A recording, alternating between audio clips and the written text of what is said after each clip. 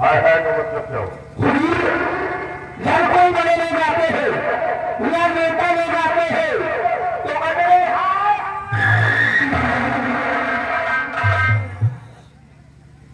जब कोई बड़े लोग आते हैं, कोई नेता आता है, जनता के मुंह से सिर्फ एक आवाज हाय।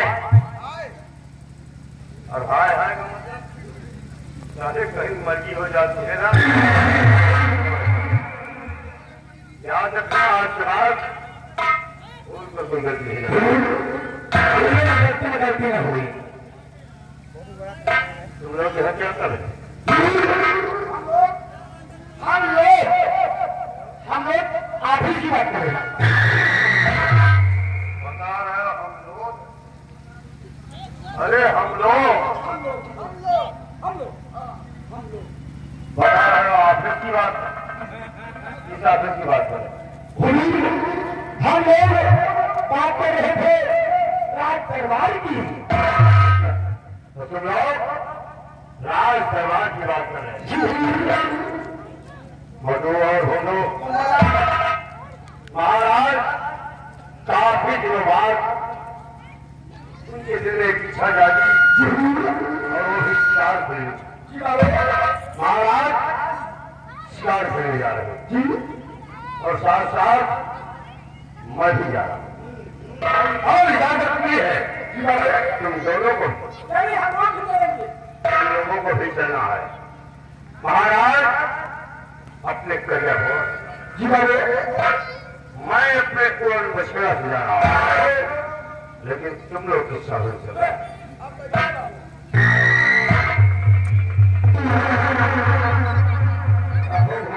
भैया लंबा जाके पूछ रहे हैं। महाराज जी अपने कन्या घोड़ा से जा रहे शिकार खेलने। महाराज जी अपने कन्या घोड़ा से शिकार खेलने जा रहे हैं।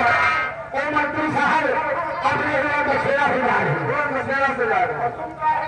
पहले बताओ तुम कहां से? हमारा तो साधन खड़ा है। कौन साधन है?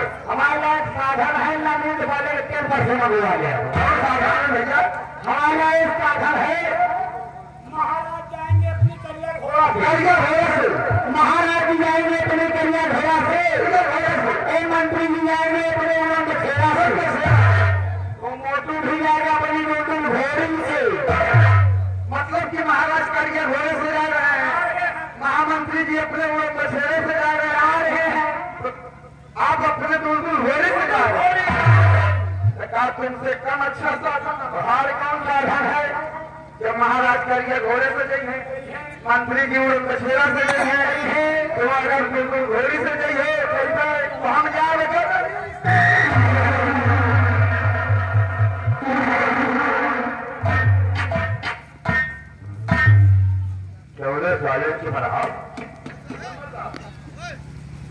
घोड़ों के बीच में सारे बता रहे हो गदही, क्या गदही नहीं सही?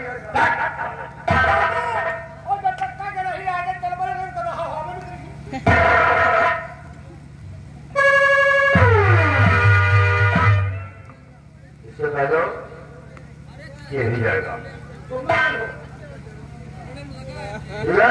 ठीक है, आओ हम चल रहे हैं, अपनी अपनी तैयारी करो। और तुम लोग 5 मिनट के अंदर आ जाओ।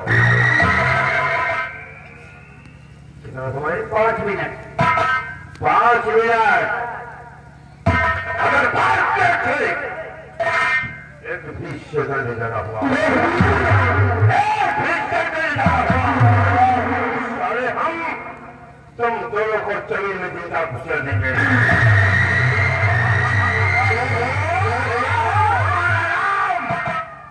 भवानी सिंह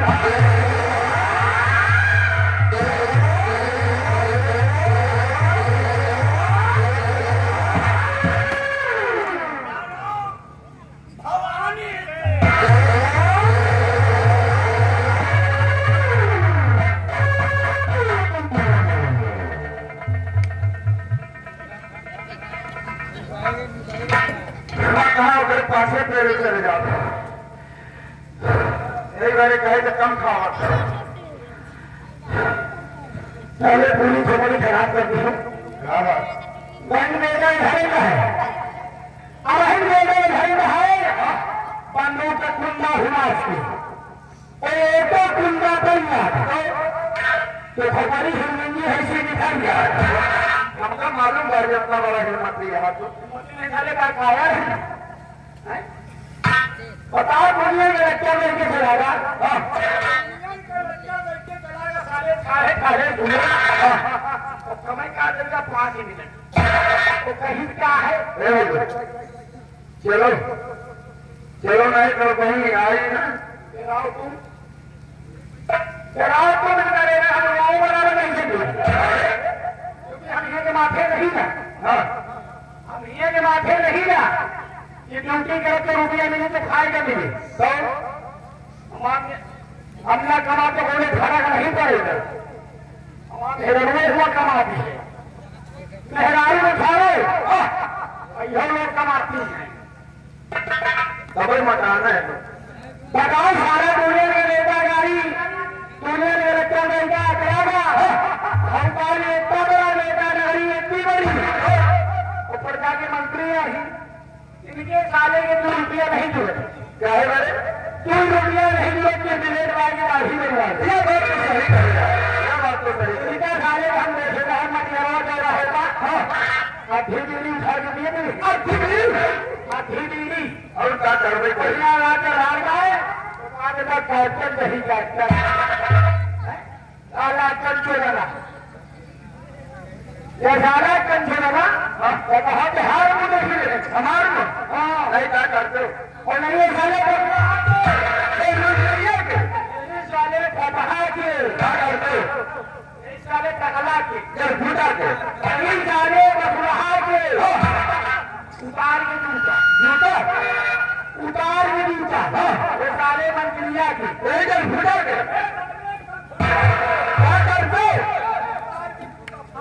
जूता फाट गया है, उतार के जूता क्या करते हो ये बेटा के ये मंत्री के ये साले मंत्रिया के जब फूटा के ये साले कंचना के क्या करते उतार के जूता लेने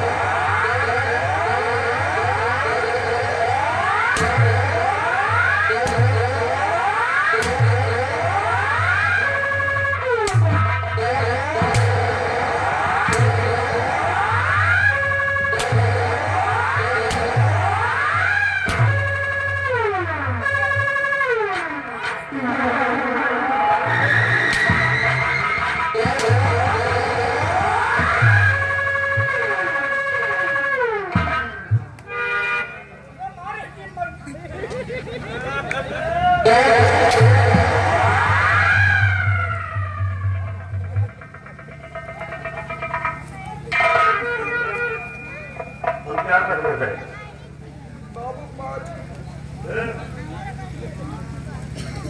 कहीं भैंसा की जाती ले लो हम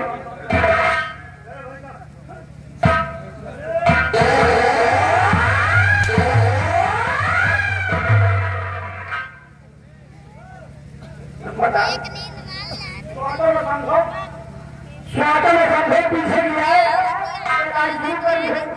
या तो ना पूछो कैसे गलती है, गलती पूरी निकल गलती हुनूरिया है कि हमसे एक कहानी पूछेगा, एक कहानी पूछेगा, कहानी की बात सुन लो हाँ साफ बताओ लेट भाई जी खाली नंबरदार हम कह भी करो मंदिर के आगे है महाराज के कन्या घोड़ा सजाया जाए, इन नंबरदार जी का उड़न बछड़ा सजाया जाए, हार जाए हार और एक पीढ़ी हो जाए, पीढ़ी इनसे कहन करो प्यार होती है तो कहीं जनाओ तुम लंबादार काम गाँव बराबर नहीं चली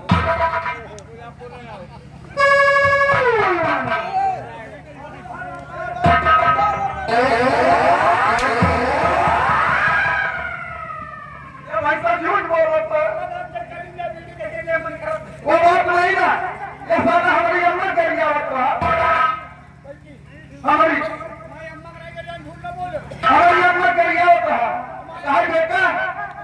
जाइए तो अरे वाह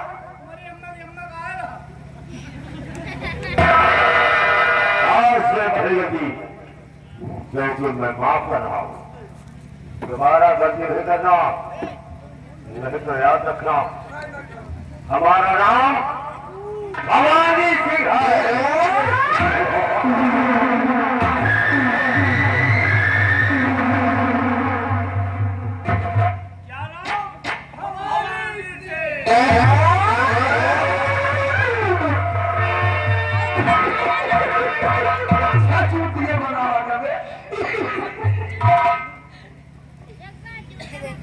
अच्छा मेरा टूटी आवाज भैया समय पर चला जाए चलो जाए साहब तो हाँ हमारे कहे जाए। अरे यार महाराज को घोड़ा खजाना है तो चला जाए। कैसे भैया घर वाली गैंग चली गए हैं हाँ नशे वाली गैंग तो चली गए हैं। अबे है नीचे नीचे मगर कैसे कैसे भैया एक नशे में सारी दुनिया एक नशे में सारी दुनिया और तारी को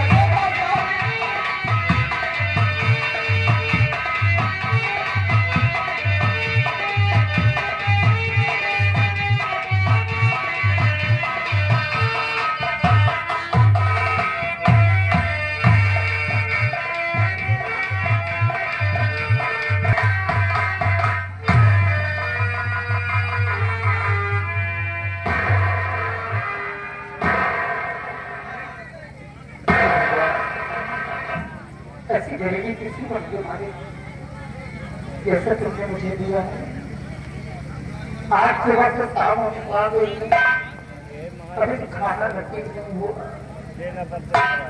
एक हमारा 8 साल का बेटा है उसे भूखे सुलाकर अपने पति की राह देख रहे हैं। हमारे पति की कहीं मजदूरी करने गए हैं लेकिन अभी तक वो नहीं है न जाने की बात है समझ नहीं आता किसकी चौखट ले जाए। अपने बच्चे के लिए एक रोटी का टुकड़ा मांगो मैं क्या कोई रास्ता नहीं दिखाई देता।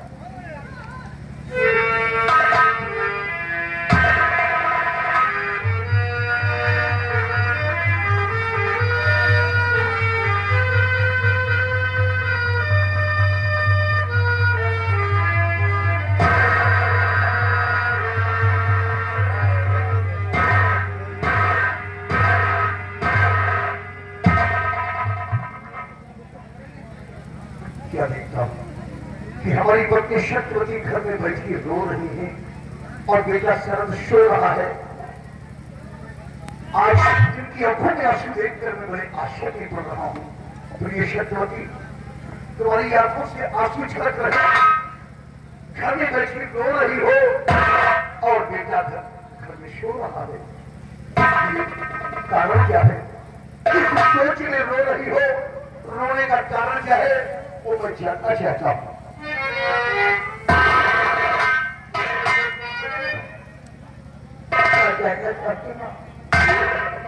इस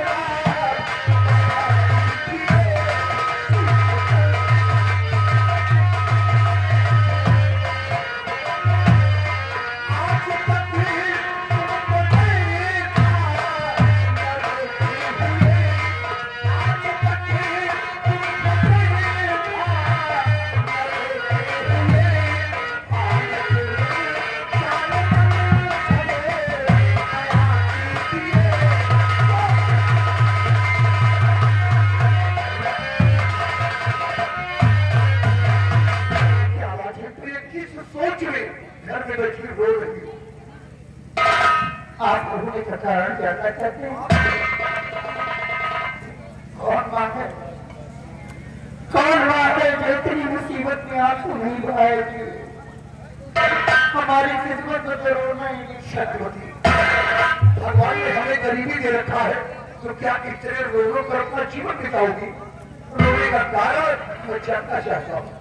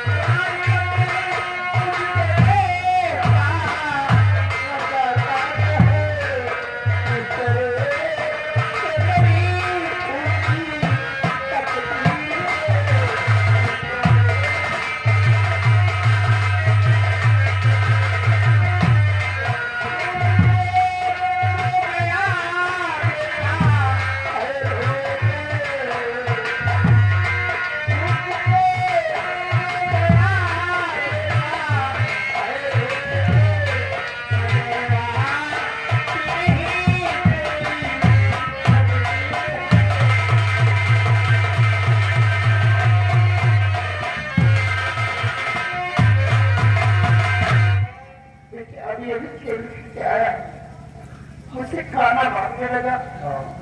आज घर में कुछ नहीं था, मैं क्या कहते अपने बच्चे को बना उसे मुझे सुना कर घर के बाहर बैठ कर आपकी राह देखते नहीं।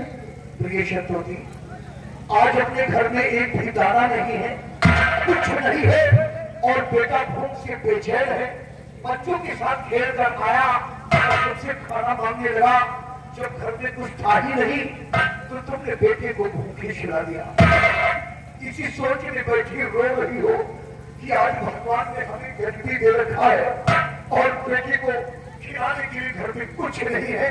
इसी सोच में रो रही हो।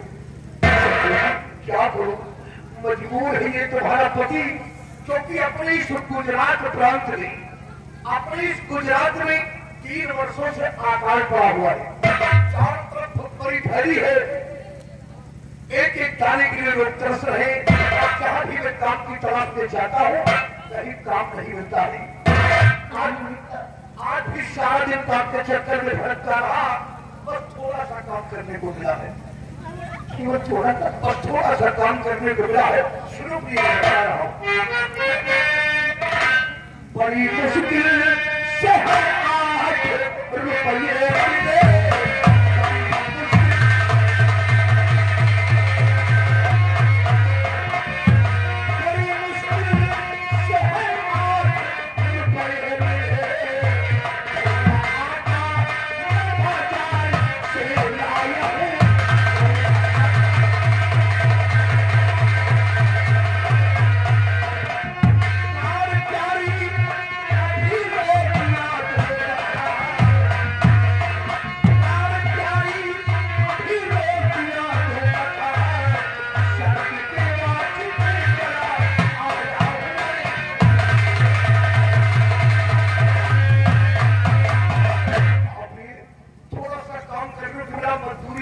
8 रुपये मिली और 8 रुपए का कितना आटा मिला है। सारा दिन मेहनत करने क्यों नहीं? आखिर तेरे कब तक चलेगा? कब तक हमारा मात्र में खाना था? क्या करूं प्रिय, जब मैं मजबूर हूँ कि मैं कहीं भी काम करने की तलाश में जाता हूँ, काम नहीं मिलता और शाम को खाली हाथ लौट कर चला आता हूँ। जब अपने गुजरात में कहीं काम नहीं मिलता तो आप हमारी एक बात माने तो मैं कहूँ शत्रुघ्न, लोग कहना क्या चाहती हो, क्यों नहीं मानेंगे? तुम्हारी बात हम अवश्य मानेंगे। कहना क्या चाहते माता जी की तरफ से इस गरीब परिवार को देखते हुए रोटी खाने के लिए 20 रुपए दान कर रहे हैं। माता रानी का भंडार है। ये आगे राजू प्रधान जो ग्राम प्रहरी के रहने वाले हैं, घर मालिक को 121 रुपए बढ़ा दें 21 रुपए का व्यवहार और हमारे इस सील पर देखकर 50 रुपए इनाम दे। धन्यवाद। परमादरणीय माननीय श्री ग्राम सभा प्रहरी प्रधान जी का हार्दिक स्वागत व अभिनंदन है। और आज इस गरीबी हालात को देखते हुए हमारी माताएं और बहनें सब मदद कर रही है कि एक परिवार एक एक दाने के लिए तरस रहा, उसका बेटा एक एक दाने के लिए मोहताज है। इस गरीबी हालात को देखते हुए लोग मेरी मदद कर रहे हैं। मैं भगवान से कामना करूंगा, भगवान से विनती करूंगा कि इन भाइयों माताओं बहनों को कभी जीवन में किसी तरह की कोई मुसीबत का सामना न करना पड़े, हर सुखमय जीवन व्यतीत हो। और माननीय हमारे ग्राम प्रधान प्रधान जी की प्रधानी जब तक हमारी सोच चले तब तक इनकी प्रधानी कायम रहे, भगवान से मैं दुआ करूंगा।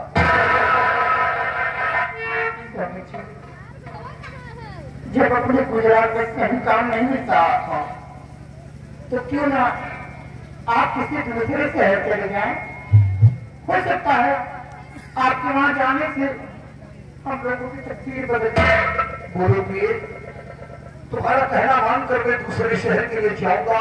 अगर हम अपने इस गुजरात प्रांत में काम के चक्कर में भटकते रहेंगे तो अपने परिवार को कभी जीवन में हम खुशहाल नहीं कर पाएंगे। हमारा परिवार इसी तरह बहुत प्यार से अपनी जिंदगी बिताता रहेगा। आज ही तुम्हारा कहना मानकर मैं अपनी तैयारी दूसरे शहर के लिए कर रहा हूँ। लेकिन कहाँ जाएंगे? मैंने लोगों से सुना है कि उज्जैन नगर के महाराज इंद्रेश बहुत बड़े दयावान है। अगर कोई मुसीबत का मारा महाराज के दरबार में जाता है तो उस गरीब की फरियाद को महाराज जरूर सुनते हैं। इसलिए आज ही हम अपनी तैयारी परिवार के लिए नहीं बल्कि उज्जैन के लिए करूंगा। उज्जैन के महाराज जब इतनी तैयारी है तो क्यों ना आज भी आप अपनी तैयारी कीजिए। मैं भी रोटी बना के लाती हूँ, आप जैसे तैयार हो जाइए। जाओ प्रिय, आटे की रोटी बना कर लाओ, अपने भूखे बेटे को अपने हाथों से खिला दो। उसके बाद में अपना ये गुजरात छोड़कर उज्जैन के लिए जाऊं और वहां जाकर के नौकरी ढूंढूं। मैं भी बताते रहती हूँ।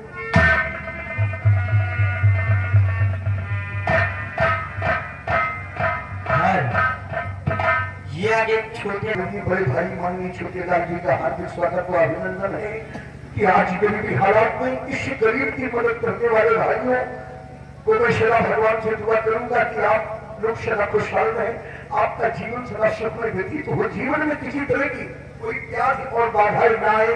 भगवान से मेरी यही दुआ है।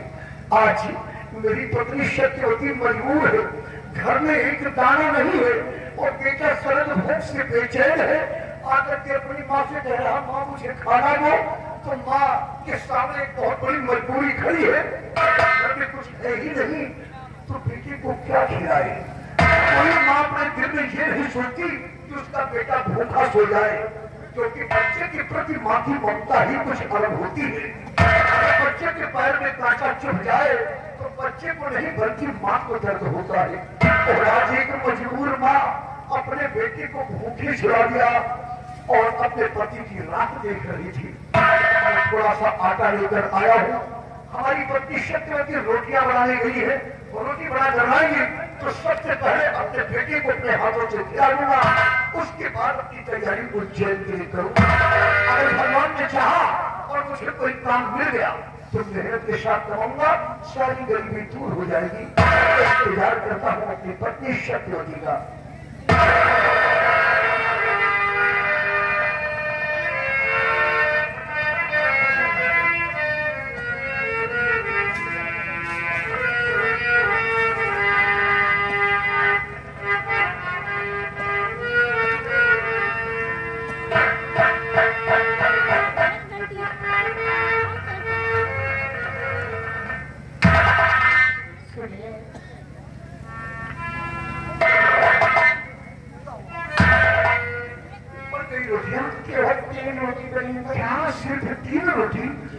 अच्छा ठीक है, ले आओ मुझे रोटियों को, मुझे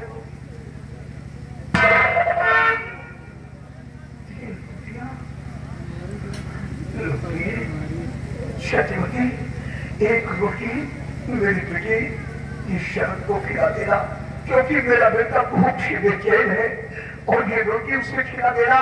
बोल देना कि बेटे शरत, तुम्हारी तकदीर में सूखी रोटी ही लिखी हुई है, उसे खिला देना रोटी और उसे बता देना। एक रोटी तुम खा लो, एक मैं खाकर अपनी तैयारी उज्जैन के लिए कर रहा हूँ।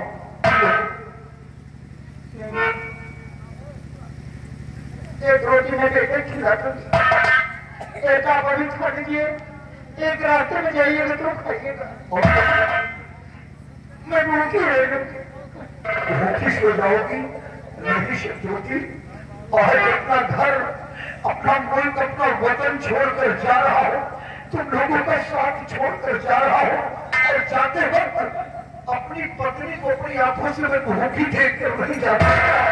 मैं भी यहाँ मेरी मान कर खा लूंगी, आप रास्ते में कहाँ पाएंगे? कि मेरे जाते समय तुम न भूखी रहो।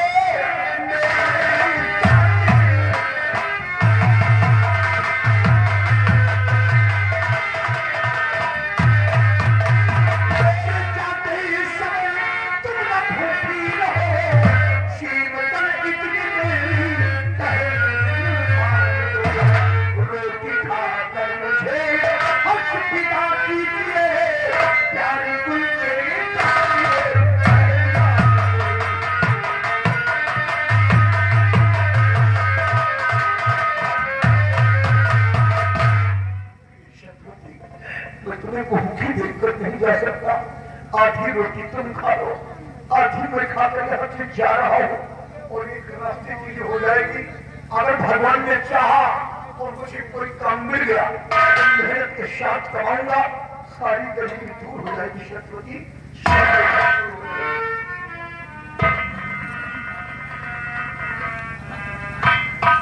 आप कुछ नहीं चाहता, ईमानदारी के साथ काम कीजिएगा, कभी ऐसी जगह का पता रखिएगा कि जिसकी वजह से हमारे बेटे को जिंदगी भर रोना पड़े। शत्रु जी घबराओ नहीं, मैं कोई ऐसे गलत रास्ते पर अपने कदम नहीं रखूंगा जिसकी वजह से हमें मुसीबत पर जाना पड़े और तुम लोगों को परेशानी उठाना पड़े। हमारी एक नसीहत, हर वक्त अपने दिलो दिमाग में रखना, अपने आचरण में घटिया कर रखना। ऐसी नसीहत कितना भी मुसीबत पड़ जाए, कितना भी परेशानी पड़ जाए, तुम्हें मुसीबत में 2-4 दिन भूखी सोना पड़े, लेकिन सच्चाई के मार्ग को नहीं छोड़ना, सच्चाई की राह पर चलकर हर मुसीबत बर्दाश्त करती रहना। कभी न कभी तो भगवान हम गरीबों को नजर डालेंगे। मैं आपकी बात अपनी आंचल में इच्छा करो, लेकिन आपको उज्जैन पहुंच जाइएगा, हमें जल्दी चिट्ठी दीजिएगा। उज्जैन पहुंचते ही जैसा हाल होगा पत्र में लिखकर भेजेंगे, और हाँ हो सकता है कि आने में हमें कुछ ज्यादा समय लग जाए, ना छुट्टी मिले और तुम माँ बेटों पर अधिक परेशानी पड़े, तो माँ बेटे दोनों उज्जैन में आकर मेरी खबर लेंगे। अच्छा अपना ख्याल रखना और बेटे सब का ख्याल रखना। हमारे बेटे को हटम करते आचरण की छाप चढ़ा होती है।